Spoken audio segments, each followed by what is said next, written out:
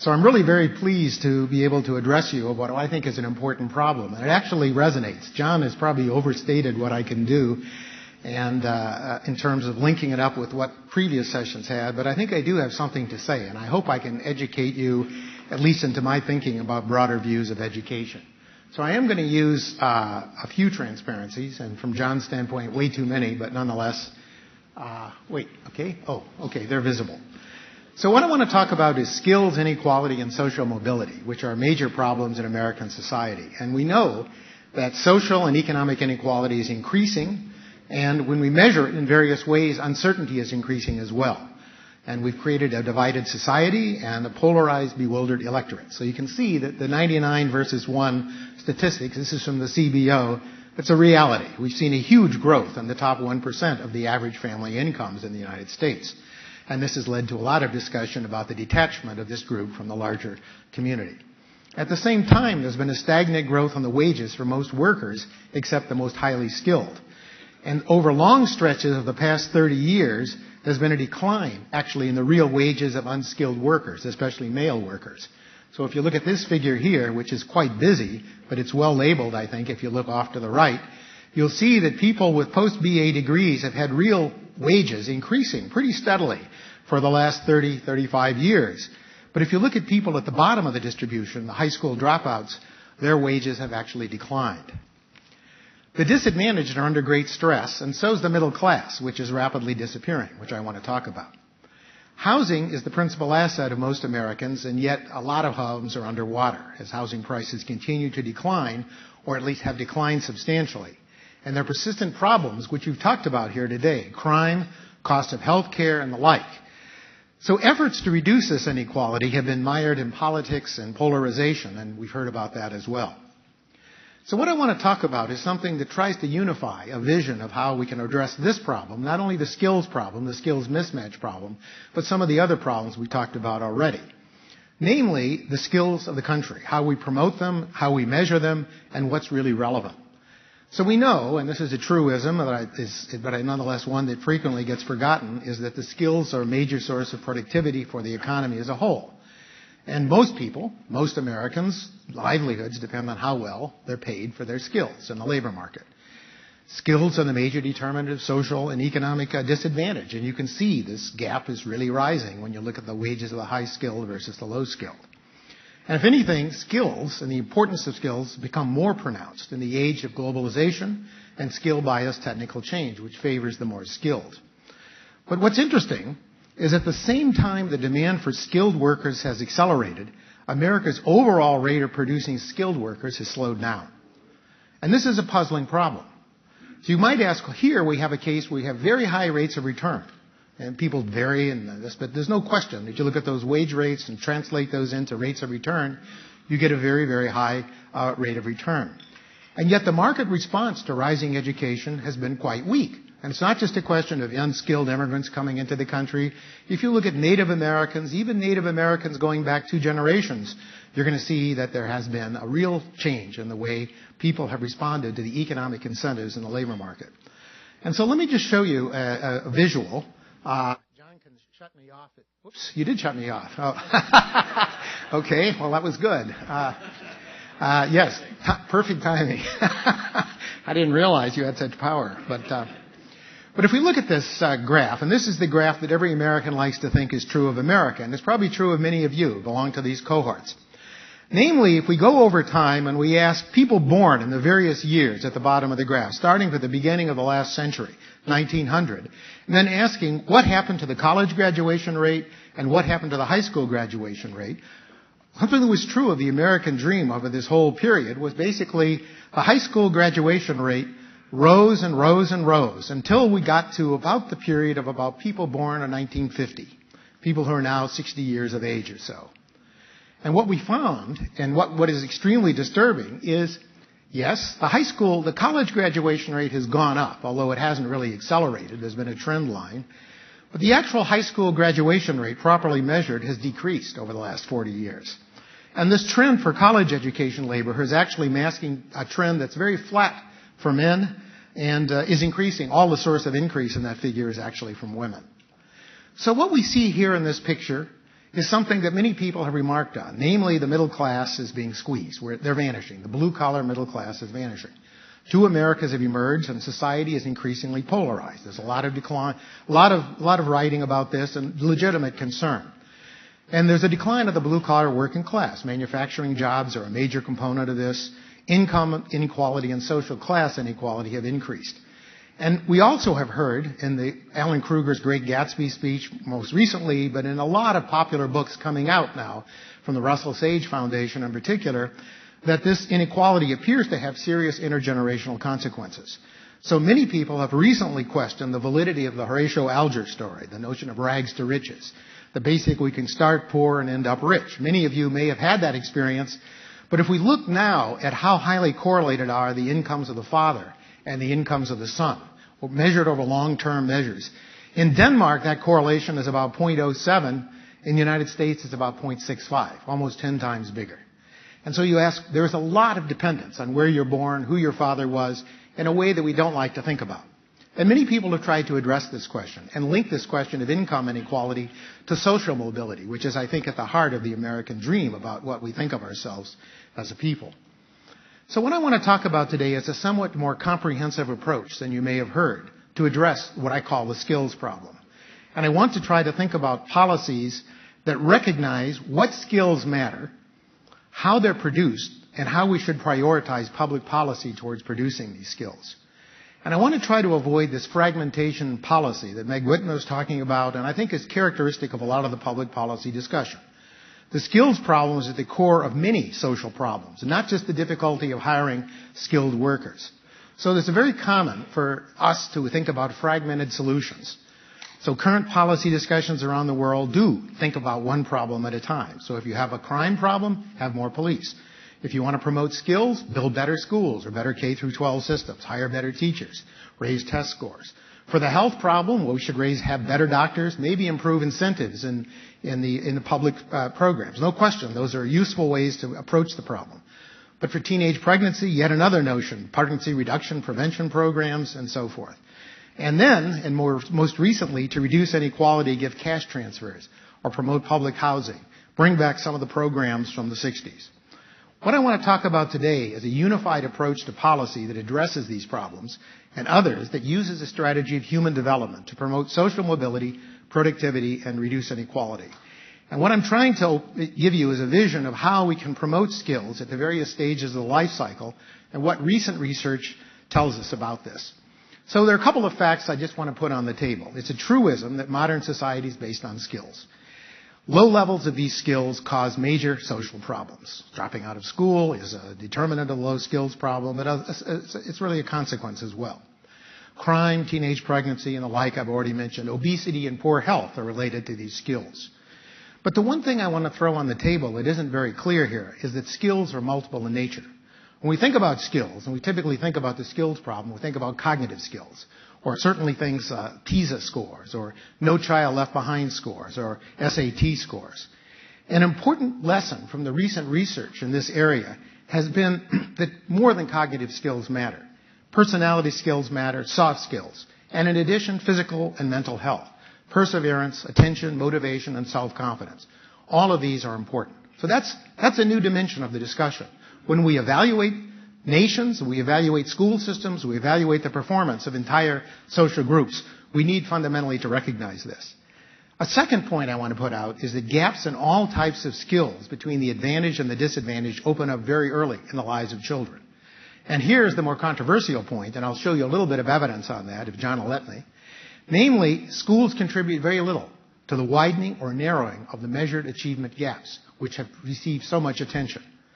And so what we have come to understand, and it's nice to have the support of Gary Becker here in the room because he's devoted much of his lifetime to the study of the economics of the family, is that we know from his work and a lot of other work of people here and around the whole economics and other professions that the family lives of young children are major producers of these skills, which in turn go well beyond just the cognitive skill that receives so much attention. And that families do a lot more than just pass on their genes. They actually are extremely important in producing the skills. Now, a third point I want to emphasize is that the powerful role of early family influence is a concern. And the reason why it's a concern is that family environments in many countries around the world, including ours, have declined, have deteriorated by various ways that we like to measure. Frequently, we don't think of the family problem as part of the skills problem, as part of the schooling problem, but these are very intimately linked.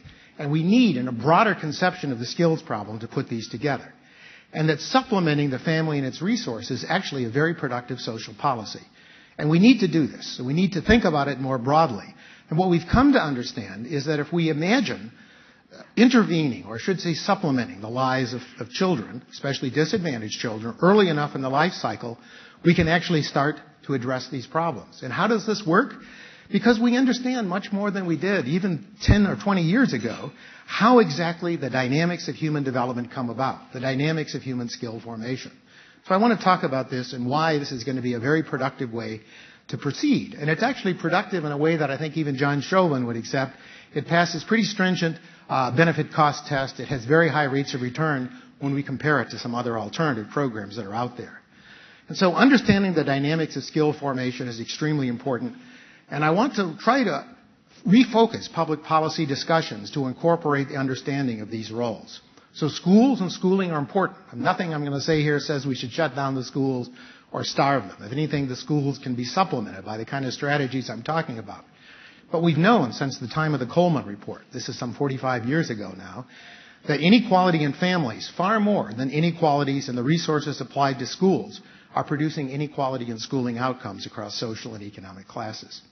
So let me give you a little bit of the flavor of the evidence, if you will. I guess you're going to bring a hook on the stage soon, but let me at least give the major arguments. So the importance of cognitive and character skills. So I've already mentioned what these are, but they frequently get dismissed as being soft skills. The view is that somehow we can't measure these skills. These skills are somehow, an older term would be character or personality formation. But these terms are not fashionable. And we don't even think in many cases that schools should be producing those skills.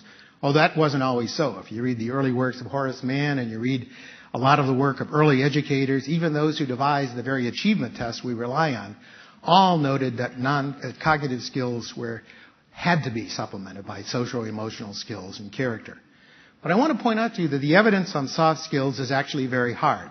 There's been a very large body of research in the last decade linking up with psychologists, looking at exactly how predictive these skills are. So, for example, I'll just present a few slides on this, that So, for example, if we ask, what are the determinants of who goes to jail? There was a celebrated book some 20, 30 years ago, Wilson, and the late James Wilson, unfortunately the late James Wilson, and Herrnstein talked about crime and the crime problem, and linked some of this to IQ and some of it to cognitive deficits. But if we were to ask the simple question, just looking at U.S. data, what's the probability of somebody ever being in jail?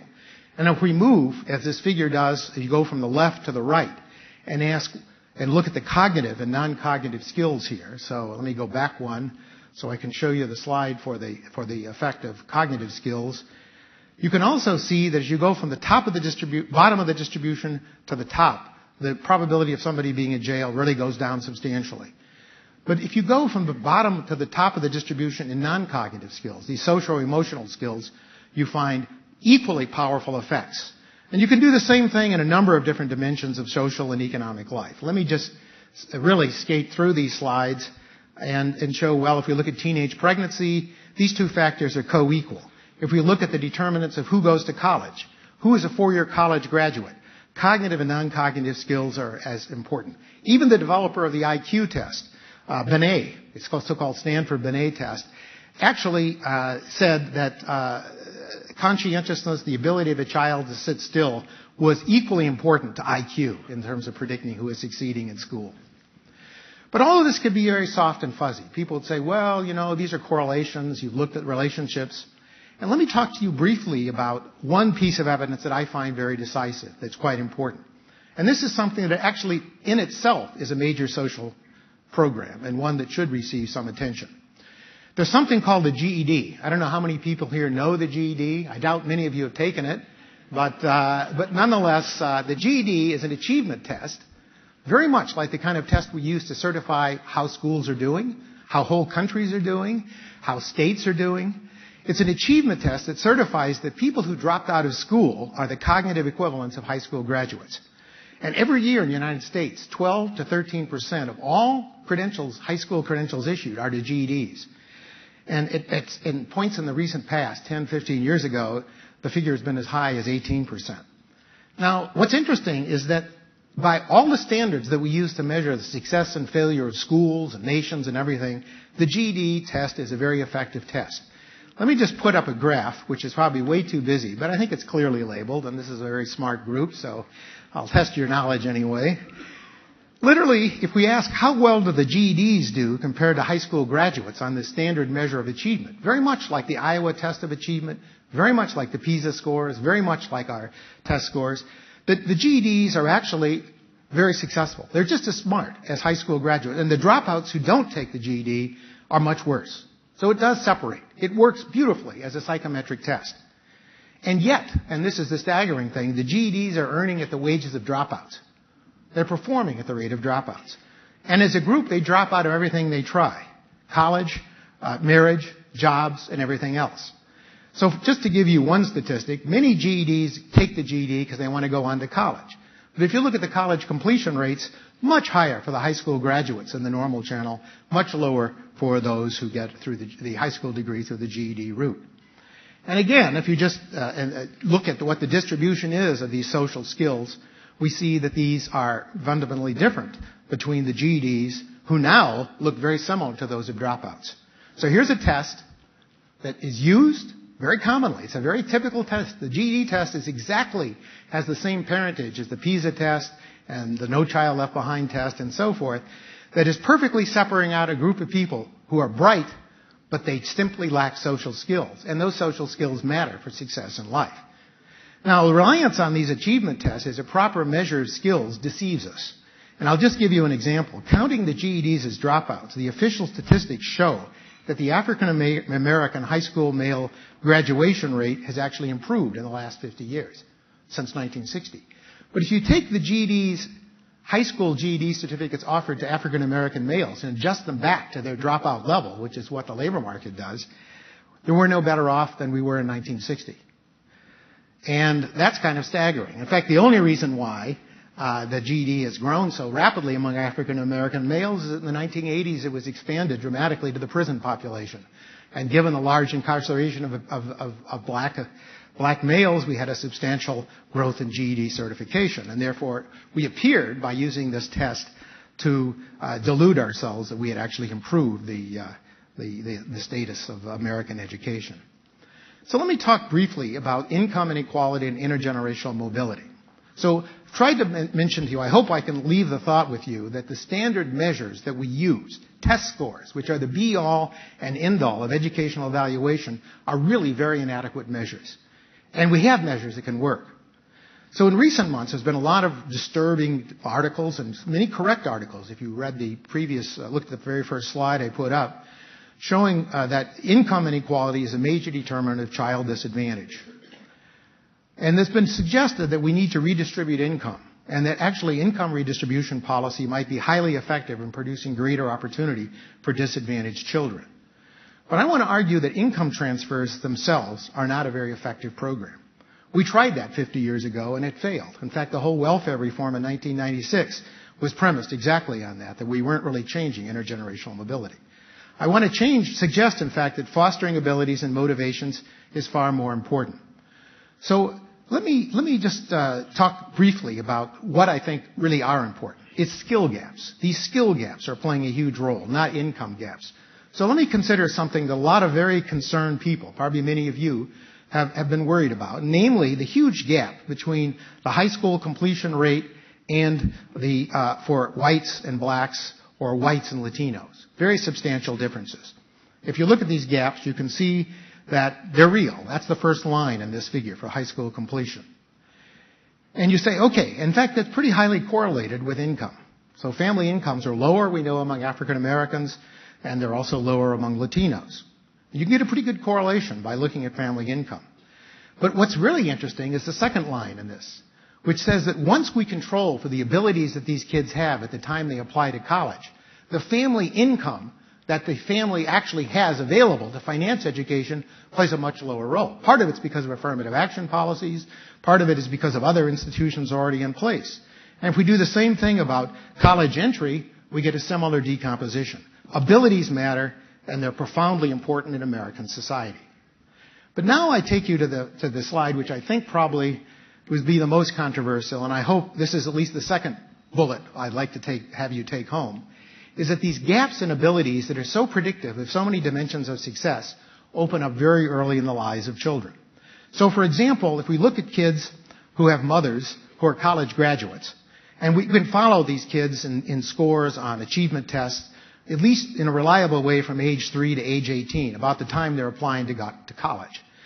If you look at the test scores of kids who are the most advantaged, these are the kids whose mothers are high school graduates, we can see that there's a huge increase, a huge level, a big level, but a pretty flat trend, that the score that was there at age 18 is more or less there at age 3. If you ask, how is it for kids whose mothers have some college? Well, not quite so good.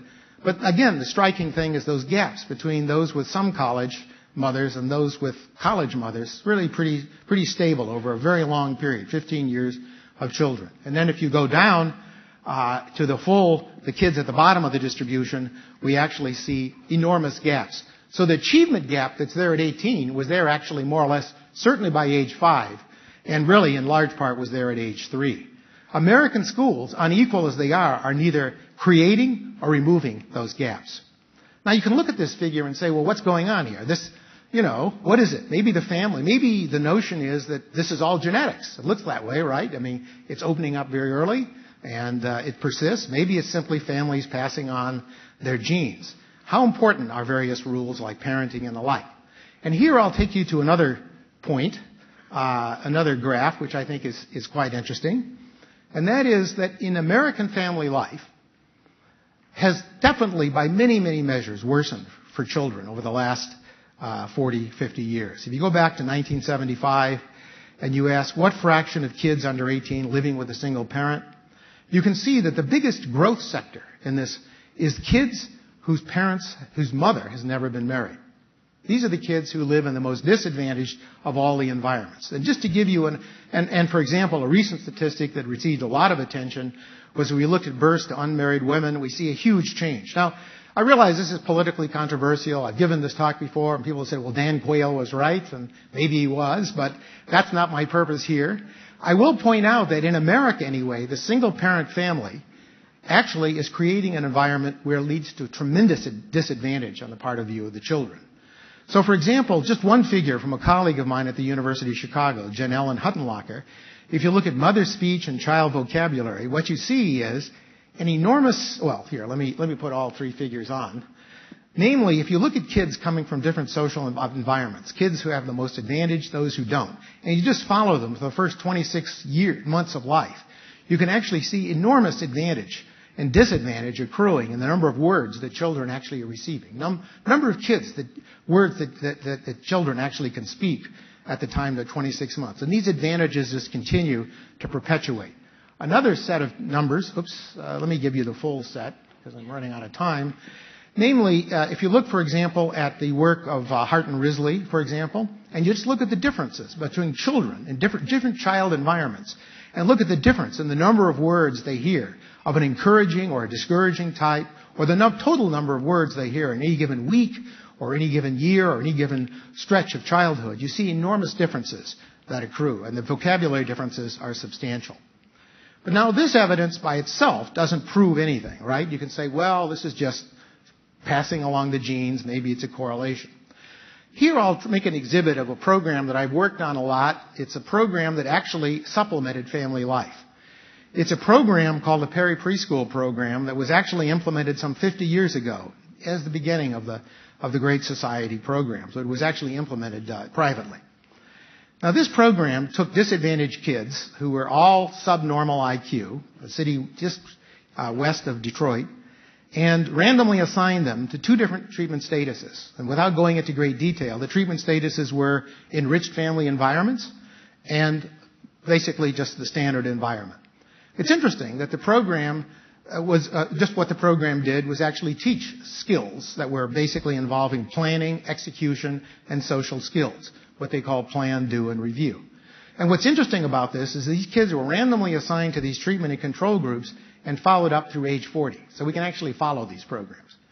And what's interesting about the program is we just do the hard-nosed benefit-cost analysis. If we just look at the rate of return on this program, we get a return that's somewhere between 7 to 10% per annum, which is higher than what's been computed for the rate of return on the U.S. equity market over the period 1945 to 2008. 2008, I said. But nonetheless, it's an enormous thing, and very few public programs actually have this. Now, to go back to another theme is that if we look at what happened to this program, it didn't raise the IQ of the kids. It had a boost, which has been found for a lot of these programs. The kids were actually no smarter. They started off at the same level. That was what randomized assignment did for you. But by age 10, the treatment group kids and the control group kids were basically at the same level of achievement. What? That means the program's a failure. It is if we think only about cognitive skills, and especially IQ as the be-all and end-all. But if we look at other measures, we look at performance, reduced crime, greater performance in education, more earnings, employment, we see substantial benefits. So in this sense, I think we meet a much broader conception of exactly what it is we measure and why we should measure it. So I guess I should conclude soon, or can I have a few more minutes? John, you're my timekeeper, I guess. You can go, and we'll have fewer questions, but okay. This is great. Okay, let me just talk a little bit more. I want to try to understand what the dynamics are. So this is a human capital theory, but it's kind of an augmented human capital theory that adds more dimensions to what we previously thought about in terms of skills. So, for example, what we've come to understand, and here I'll just give you a graph which shows how the dynamics works. We've come to understand how skills get created. It's not just like we read to the children at age 3 and they suddenly develop more words and that becomes smart and they go through life. We've come to understand that developing personality and social skills early on helps promote cognitive skills, just learning that goes on in school. Secondly, we also know that if we give child health, we actually focus on health, we actually promote cognitive skills. Kids with asthma, kids who are very sick, kids with various kinds of disabilities, physical disabilities, simply don't do that well at school. And of course, we've also come to learn that higher cognitive skills cross-fertilize. So the theme of this work and the whole notion of the dynamics is that skill begets skill, and this kind of dynamics is something that social policy needs to try to implement and integrate into its thinking. That these skills are synergistic. They feed back on each other, and they produce success, or, in the negative side of it, failure. So I think this question here is extremely important. We think about perpetuating disadvantage and reducing early advantages and promoting early advantages and reducing disadvantages. We need to think much more about the dynamics. And what I should point out is that, again, with the same hard-nosed cost-benefit analysis that has been used, I think, in evaluating the Perry preschool program, if we look at later remediations in a time of tight expenditure, we know we can't really do everything. So the question is, how would this compare in terms of rate of return to public job training programs? Well, if any of you read the Job Corps evaluation put out a few years ago, the return was basically zero. There was no benefit for people going to Job Corps, even though that's a sacred cow. Adult literacy programs, unfortunately, have a very low track record. Tuition reduction programs. There's generally been a pattern that's consistent with this dynamics of skill formation, which is strong returns on later life for the more able and lower returns for the less able. But the new thinking about this is that ability itself, these abilities, I should say, just use the plural, are themselves subject to change. This is something which families do, which families supplemented by government policies. And again, if we're in a situation where we have policies directed only towards adolescent years, where we have kids who, for whatever reason, had very disadvantaged homes, basically all this recent research is suggesting that aspects that actually promote things like non-cognitive skills, teaching people to show up on time, are far more effective than trying to do adult literacy programs and the like. But what about promoting education? I've heard that theme mentioned several times. Many entrepreneurs and venture capitalists are all very big fans of K through 12 and promoting this. But I want to make a point that boosting the capabilities of children entering school will actually boost the benefits of education to them. and that a big chunk of what we measure conventionally as returns to education are actually benefits returns to these early year education. So here's a graph. Yes, okay. Here's the graph. I'm going to speed through this. This is the kind of return that you've probably seen before, although it's a little broader in its coverage. It says, what happens when you get people past post-compulsory education? Just get them to stay on in school before they drop out, a very minimal standard. And what you can see is there are real benefits. The height of the benefits is captured by the bars here. You can see. And there are benefits in hourly wages, in employment, in even in healthy activities like obesity, poor health, and depression, and smoking behavior. So education has a real effect. But now you ask, how much of it is the causal effect of education, and how much of it is the causal effect of early life factors? And you can see this decomposition. That basically, the blue components here are basically showing you the early life factors, playing a huge role. Not the whole role, but the return to education is largely driven and, in fact, is accentuated by having this base of skills that I talked about. So the goal of a lot of this research is to talk about prevention, not remediation. Early investments produce returns that percolate over the entire life cycle. So I'll just leave you with one picture. I hope that will stay in your mind, although it's a picture that can easily be misinterpreted. And I'll try to interpret it carefully. This is the return. Whoops, it doesn't show up. The caption isn't showing up. Oh, yes, it does. Returns to a unit dollar invested. So this is the thought exercise. It looks a little whimsical, but it's based on some evidence. But this is a thought experiment now. It's not something, although I want to link it to some data in a minute, and it kind of summarizes what I've said. So what we've come to understand is through the dynamics of skill formation, precisely because early investment builds later skill investment, that you're basically building the capabilities that follow downstream, that basically programs targeted towards the earliest years have very high rates of return. That's why the Perry program had high return it did. It made it easier for kids to perform in school. There was much less special education, much less remediation. So the returns to a unit dollar investment, very, very substantial. Now as we go down the life cycle, and we imagine this is now a thought experiment. So the thought experiment is we have the beginning of life, and we ask, where do we have the highest returns if we just imagine sort of putting $1 at each age of the child, the first dollar? This isn't an equilibrium relationship. This is just saying where's the first dollar got its highest returns? And what we see is those returns are progressively lower as we get into later stages. Remedial job training, much lower. Why? Because if we don't invest early on, the return gets to be quite low.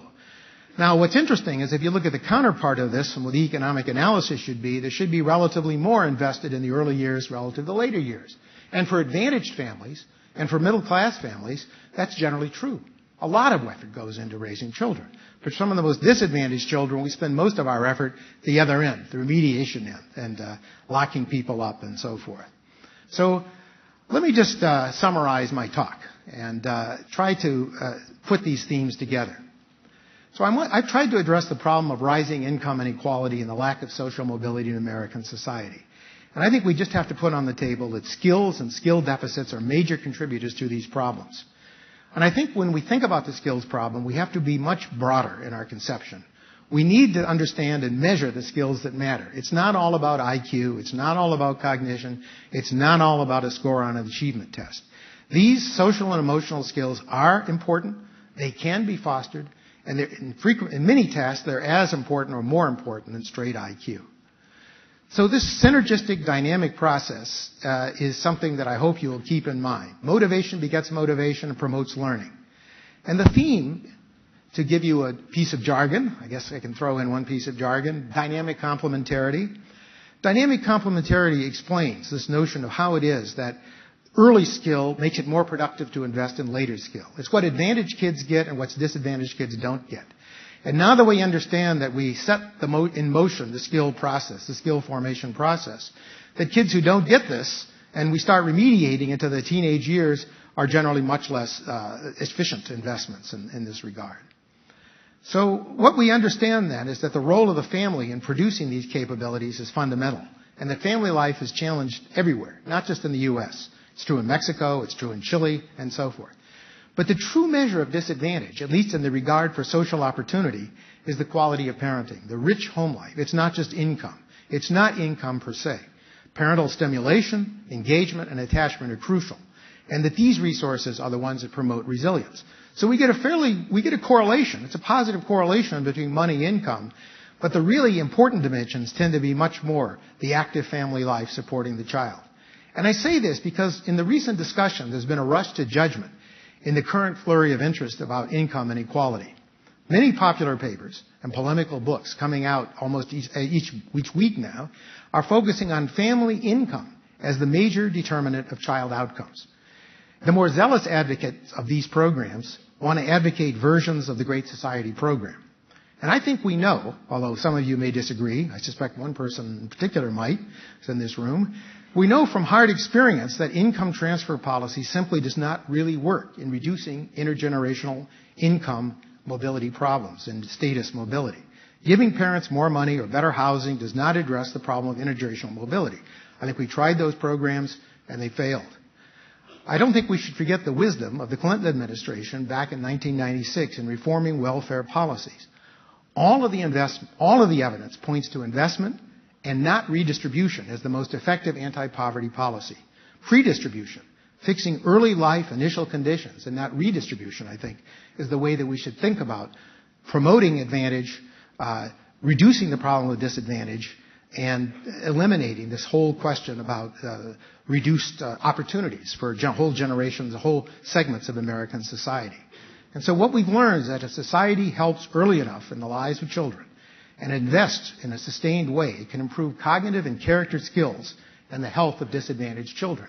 And in this way, we can address many of our problems with a unified, non-fragmented skills policy. So thank you very much for your attention. Was Ted Anderson. Hey, Jim. What's that? Very good.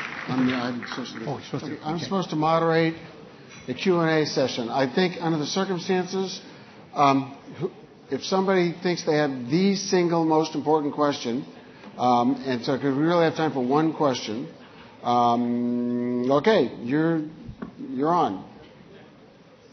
We need the microphone here. Right. I have a question, but it's not the single most important question. Well, how do you know? I'm confident my question is not the single most important question. Okay. Better be good, huh? So as the empiricist from the early accolades, could you tell us 2 or 3 things that somebody ought to be doing to support family life? Well, I mentioned briefly this Perry preschool program. I think the fact of the matter is that the challenge of family life is real in American society. It's something we don't like to talk about. It's viewed as the invasion of privacy. And I'm not suggesting that governments go into family life and impose some uniform rule upon families. In fact, we have a lot to learn in this regard. But I do think what we can do is offer supplements to families that are under challenge. We have a lot of kids being raised in disadvantaged homes. And those disadvantaged homes are simply not giving those kids the same resources that kids do in advantaged homes. What we can do is we can offer to those people, provided in various ways. I'm not talking only about government programs. I'm talking about a range of programs that should involve the private sector and the public sector in various ways and for many reasons, the private sector. But what I'm suggesting is supplements that are voluntary, that essentially would work with families. And these have been shown to be effective. So none of these programs I've talked about that have had high rates of return have forced anything on anybody. It's just been you've offered this opportunity to the children. The children have come in. You've randomly assigned those parents among the children of those parents and those who haven't. You follow those kids for 40 years and you see a big return. So I think we know something about the architecture of those programs. They're not baby Einstein programs. They're not programs which teach kids the alphabet at age 1 to get them just ahead of everybody at age 3. They typically are programs that are teaching these young kids to stay on task, to organize their lives, to stay in some sense, in control of themselves. The Perry preschool program, which I talked about the most in my talk, although there are a lot of other programs like this, operated in what they call a plan, do, review sequence. So little kids came in, many of these from very disorganized families. They came in each day, they had a task to do. They were told, you plan what your task will be. You choose it. Then you execute that task. And they'd execute the task. And then they review the task, and they review it with the group. And so there are a lot of social skills, but also planning and perseverance. So a lot of programs like this have been implemented on a voluntary basis that allow people to sort of supplement the lives of children. Another program of this variety, which is a very different character, is something called the Nurse Family Partnership Program. That's a program that's giving information to teenage mothers about facts that they may not know, they seem not to know. That smoking, when you're carrying a child, drinking, using drugs, has substantial negative consequences for the development of the fetus and for the adult life of the child. And so you tell the parents that, and even though these mothers are drug addicts, some of them, and some of them are very heavy users of various substances that are not exactly most beneficial to the life of the child, maybe downstream, during that time of pregnancy, they actually reduce their behavior. So I'm saying providing information and supplementing the family, and then working with local organizations. I mean, the idea that there's a correct way to raise children is insane. But I think we do want to think about these programs as doing more than just providing some kind of cognitive skill. It's more than solving a math problem. It's also trying to show how it is that you can stay on task and work with others and be restrained in your anger and so forth. And the amazing thing is when you look at the lifetime consequences of this program, just in reduced crime. This population, by the way, targeted by Perry, was one with very, very high risk of crime. Very low IQ at the time they were enrolled in the program. And yet you saw dramatic advantages. One of the greatest advantages came through that, social skills. And so that's why I come back to the theme. It's not just, in fact, this Perry program tried a version of a pure academic curriculum for these kids. And that was completely ineffective. This program essentially parenting. It's really all it's being done is parenting, teaching character in some sense to these kids. And yet that's kind of fallen out of favor. And nonetheless, this provided that. So I think those are the sort of main ingredients of what goes into these programs. Yes, teach cognition, teach these skills, but provide a base so that those preschool skills are in good shape, so that the school readiness issue doesn't vanish, so we can start reducing some of those gaps that appear when kids enter school. I didn't show you this graph, but if I did this same graph I did on ability, the achievement test gap at age 3, it's there for behavioral skills as well, by the same measure of family advantage and disadvantage. So I think there's a huge role to play when we understand the dynamics of child skill formation. And I think that's the avenue we can go down. Okay. Thank you. That did turn out to be the most important question. Thank you very much. Thank you very much. Thank you very much.